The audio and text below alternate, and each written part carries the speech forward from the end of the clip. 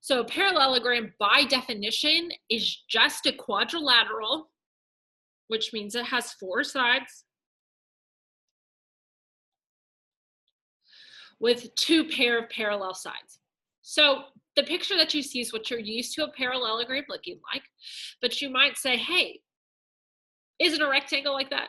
Isn't a square like that? And other sorts of things. And the answer is yes. Those are types of parallelograms, but we'll get to that later. Just know that the simple basic definition for a parallelogram is a shape has to have four sides and two pairs of parallel sides. For these, it's CD and BA. There are some properties. If you know it's a parallelogram, there's some things that you will know. If it's a parallelogram, then the opposite sides are going to be congruent. So AB is the same length as CD and BC is the same length as DA.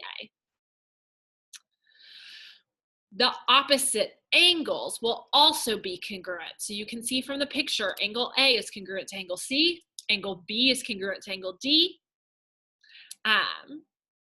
And then if you look at the next one, side by side, they're going to add to be 180.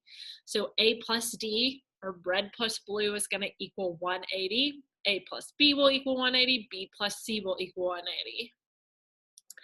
Finally, with the diagonals, with a quadrilateral parallelogram, if you draw two diagonals, what ends up happening is it creates two congruent lines from the midpoint.